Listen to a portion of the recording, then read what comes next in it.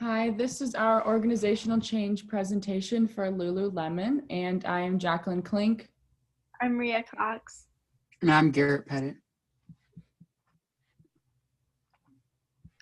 All right, so the company we chose to do was Lululemon Athletica, and so this will just be the overview of it. So Lululemon was founded in Vancouver, Canada in 1988 by Chip Wilson, and the current CEO is Calvin McDonald, and he's been CEO since August of 2018.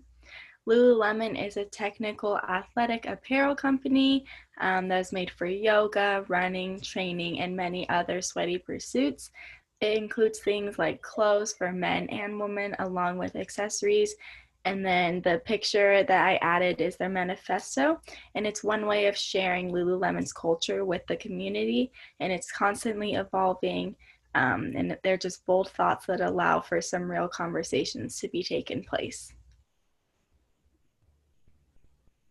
So the mission and vision statements. So their mission statement is to elevate the world from mediocrity to greatness. And Lululemon's company vision statement is to be the experimental brand that ignited a community of people living the sweat life through sweat, grow, and connect. So what needs to change or improve for Lululemon? As of any company, there's always change and improvements that can be implemented. When it comes to Lululemon, a major part that could be improved is regarding their men's products. And so there's always a larger women's than men's section in each Lululemon store, if not the whole store, and what the company could do to try to improve that. There are a few different things. So they could try and raise men's sales rates as a whole, just worldwide. And this could be done by adding more locations with both men and women pieces. And this would allow men customers to feel just as valued and included in the Lululemon culture as women do. Indicators for needed change. So there are different indicators that were pointing to the need of change. This could be shown through the sales and numbers of men's sales being much lower than women's. And along with this, male customers have even stated that they felt that Lululemon was geared more towards women rather than men. And Lululemon only has 20 locations that has both men and women items, and this should be included in all stores. Okay, the stakeholders are affected by change in different ways. I'll go over customers first. Customers are affected by the change of the company because when it adds new products for them to buy and have a change like adding a men's department, it is important to them to know that now it is acceptable for men to find clothes at Lululemon and they can find them now.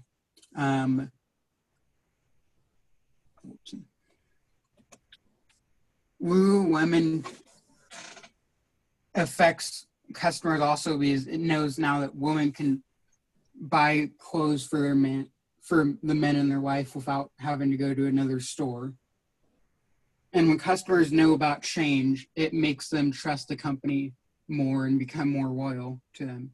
And loyal customers will help grow your brand by spreading the word to their friends of how good your company is and how loyal your customers are. And it can save you some marketing money. Employees are affected by change because it changes their work style. For example, if Lululemon were to add a men's department to their store, the employees would need to learn how to market their product to their men, which would mean the employees would need to go through a new training system. It also changes work life for employees because they might need to know new information to do their job right. And lastly, investors are affected by change because change in the company can either make them lose or make money. So investors want to know about change so they know whether to buy or sell the stock of your company.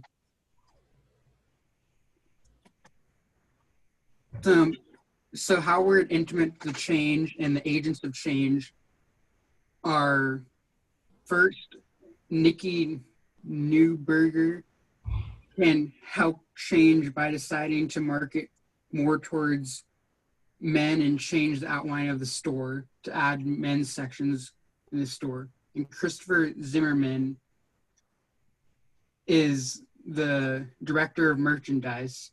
He can help change by bringing more men options into the store and by making the store a more equal layout of men and women's clothes.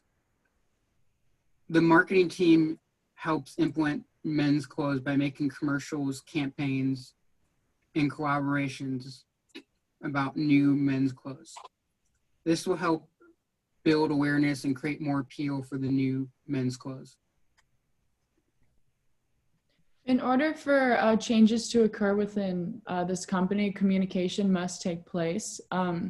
So their communication system that should be used would be a top to bottom communication. And this means that it would start out at the beginning with top management and make its way down to employees. The highest level of management would begin to inform the lower levels of this change, preferably through emails to managers of each of the store locations. And then these managers individually can talk to their own store employees in person to discuss these changes that are wanting to be made. Memos and emails could be used for smaller, more immediate changes to the employees, but it's important to have this in-person communication so that any questions or concerns can be brought up and it can be a discussion. Advertisements, campaigns, and social media should be used to communicate this new change to the public and to customers, to inform them and to hopefully grow an excitement and support for them as well. And with change always comes possible obstacles, and here are a few, but also some resolutions that could go along with it. One possible obstacle would be the different size in men's section per store. There's a possibility for inconsistency among sizes or the layout of the store depending on the location. And for Lululemon's goal to grow their men's sales, they must also grow their selection available to men by creating larger, more equally sized sections. And it may be difficult to switch this up in every store location, but it's best to have major stores at least remain consistent to draw attention to those. Another issue would be customer service towards men, since it is a highly feminine or female dominated store. Most employees are used to helping and assisting with females. So it'll be good for these employees to gain some training on how they can effectively sell to and assist these new male customers coming into the store. And lastly, making these changes known. An issue would be a lack of awareness of this growth and new strive towards a larger men's section and a want for more men's customers. So it is important that they make this known to people through like new advertisements and campaigns. And this will help create recognition for their brand, because there are many other brands that they're competing with, like Nike and Under Armour, that are mostly known as more masculine brands. So if Lulu wants to compete and prove themselves, they must make this known to the market.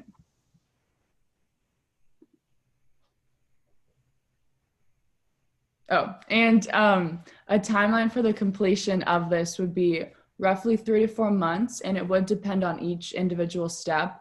The first step would be to design the new men's products. And once the designing process begins, then the creation of related campaigns, employee training, and building of these new store layouts can begin. The longest process will be getting these pieces into the store, so it's perfect to have these other steps happening while we're waiting for the new collections or anything. These campaigns can be drawn out, and then once these products are received, they can be made and sent out to the public. Employee training, this could range from a couple weeks to maybe possible occasional meetings for any updates or upgrades that they can do for their customer service.